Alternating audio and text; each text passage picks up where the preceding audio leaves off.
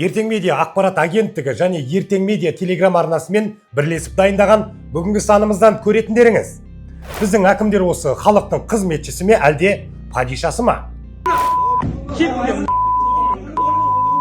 Бөкеңнің мұрагері банкрот болды. Нұрбол Назарбаев енді елден шалмайды. Еріккен қыздың ермегі, екемшегі. Қарақұсованың қызы ғарышқа ұшып қайтты.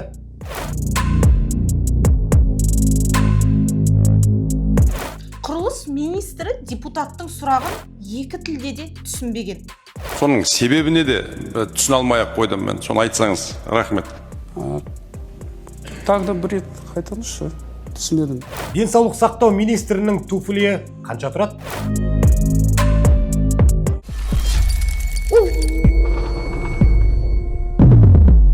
Ассалаумағалейкум, қасқыр мінез қазағым. Армысыз арыстандай айбаттыларым. Инга, мен шештім. Мен әкім болам. Ойбай, тыныштық па? Неге олай шештің? Енді ойлашы, сен әкімсің, халыққа емес ақшаға жақынсың, ойыңа келгенді жасайсың, асарыңды асайсың. Атылайын деп тұрған боқтайсың, жан-жағыңдағының бәрін боқтайсың. Рахат қой. Әй, біздің елде әкімдерге мұндай билік берілмейді ау. Неге? Мысалға, Зайсан ауданының әкімі Қуаныш Төлеухан үстелді ұрып, келгендерге балапыт сөз айтып, жұртқа ақырып, құдды бір баяғы кеңестің председательдер сияқты. Сенбейсің бе? Қара.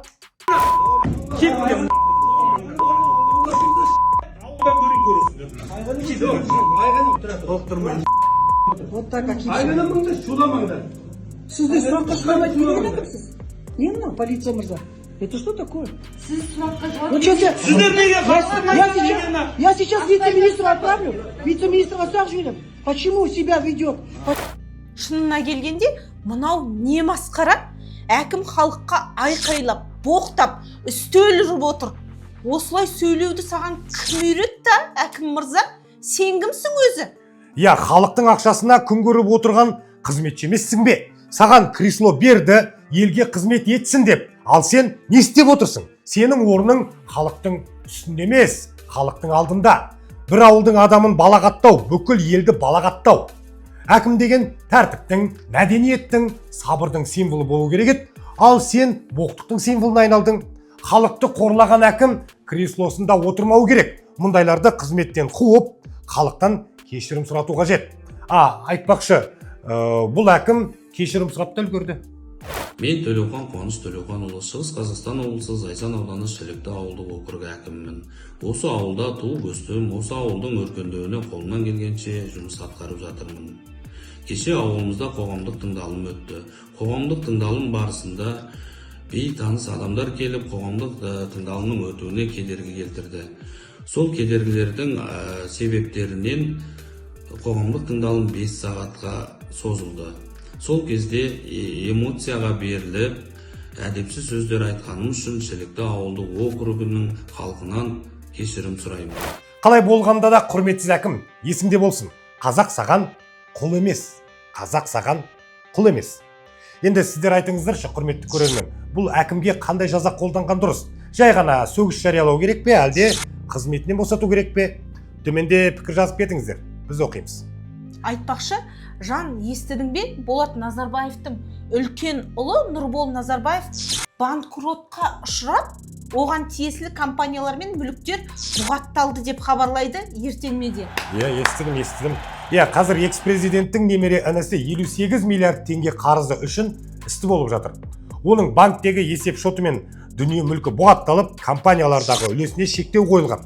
Бұған қоса Нұрбол Назарбаев елден шығу құқығынан айырылды. Шишкин Лайф арнасының мәліметінше, Назарбаевтар әулетінің ірі активтерін басқарған Prime Cap бас компаниясы бүгінде жабылу алдында тұр. Оған қарасты Prime Capital Real, Prime Capital Replaza, Prime Capital Invest сынды бірнеше кәсіпорынның Алматы мен Алматы облысында жылжымайтын мүлкі бар. Сондай-ақ Prime Capital Талғар компаниясының атына тіркелген шарап зауыты мен жер төлімдері Prime Capital Үшқоңыр иелігіндегі Шамалғандағы ауқымды аумақ, Іле ауданындағы Қазақ құс фабрикасы, Қарасайдағы Бақар тойханасы және басқа да жер телімдері бүгінде бұғаттаулы.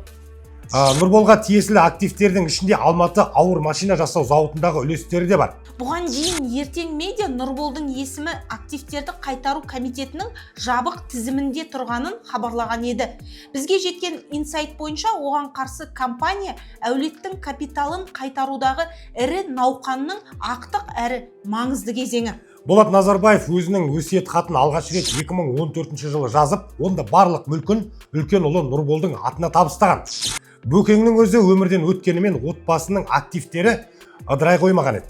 Нұрбол мен оның інісі Ербол Назарбаевтар қолда бар мүлкін ұстап қалу үшін соңына дейін күресуге дайын деген ақпаратта тараған болатын. Соңғы кезде ағайындыларға қарсы ақпараттық науқанның күрт күшейгенін байқауға болады. Мәжілістегі Ермұрат Бапи бастаған депутаттар Болаттың ұлдарына күн бермейін деп тұр.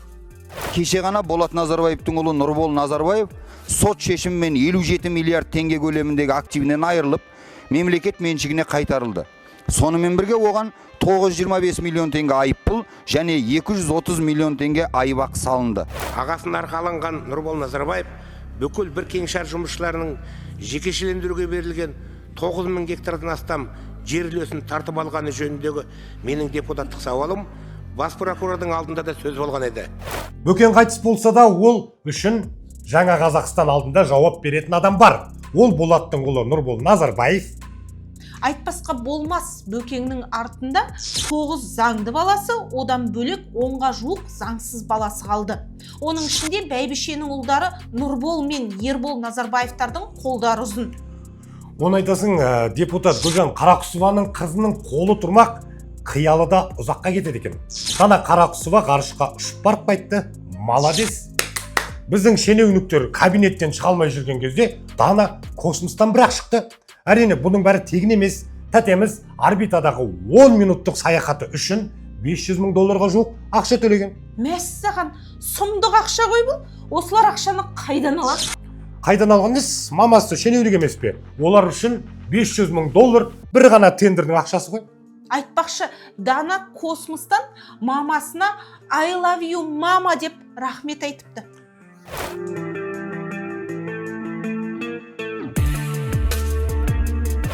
Бұл да космосқа кімнің арқасында ұшқанын біліп, рахмет айтып жатыр да. Парламент мінберінен анасын туған күнімен құттықтаған Ардақ Назаровтан қай жерім кем деген шығар. Біздің шенеуніктер бір-бірімен жарысудан алдарына жан салмайды ғой. Дұрыс айтасың, Инга. Мысалға, денсаулық сақтау министрі Ақмарал Әлназарова олигархтардан қай жерім кем деп қымбат киінеді екен. Тәтеміз ауылды мекенге 500,000 теңгенің туфлиімен 2,5 миллион теңгелік сөмкесін ұстап барған ғой.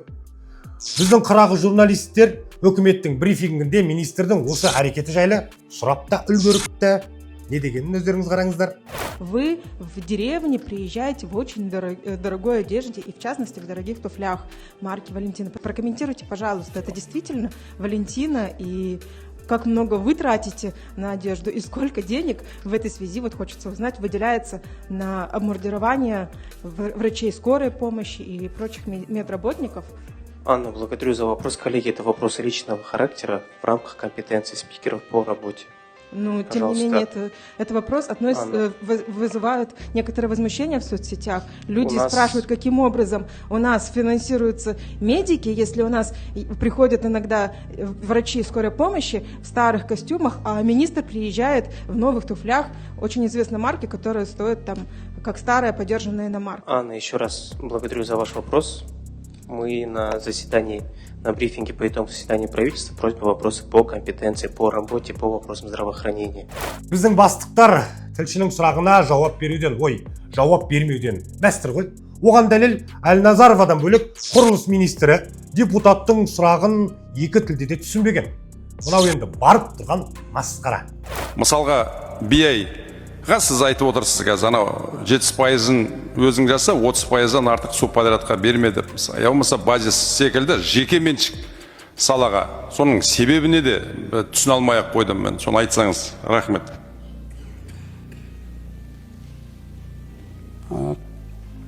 Тағы да бір рет қайталыңызшы, түсінбедім. Вы можете ответить, на основании чего вы ограничиваете права частных инвесторов? Рахмет. Ну, я, если честно, До конца не понял, конечно, вопрос. Осылайша министр Ерсайын Нағаспаев қазақша сұраса а дейді, орысша сұраса что дейді. Енді қай тілде сұрау керек, а? СМС-қа жазып жіберейік пе? Әлде TikTok түсіріп берейік па оған? Айтыңыздаршы, осындай адам құрылыс кодексін қалай түсінсін? Мына министр ғимарат емес, мидың құрылысын түсінбей жүр ғой. Ертең үй салынса қабырғасы қисық, логикасы да қисық болады. Ал енді ойланып көрейік, достар. Егер министр депутаттың сөзін түсінбесе, онда ол халықтың мәселесін қайдан түсінеді? Міне, сондықтан елімізде үйлер құлайды, жобалар жарты жолда қалады, ал шенеуніктердің айлығы күн санап көтеріліп жатыр. Ойбай, Инга, қатты сөйлемейік, әйтпесе бұлар ренжіп қалады. Бірақ ренжісе де, жыласа да бізге бәрібір. Себебі біздің мақсатымыз біреуді кемсіту емес, ақиқаттың анығын ашық айту. Ертең медиа ақпарат агенттігі және Ертең медиа телеграм арнасымен бірлесіп дайындаған бүгінгі санымыз өз мәресіне жетті. Біз бәріңізді жақсы көреміз. Жасаққа зақ.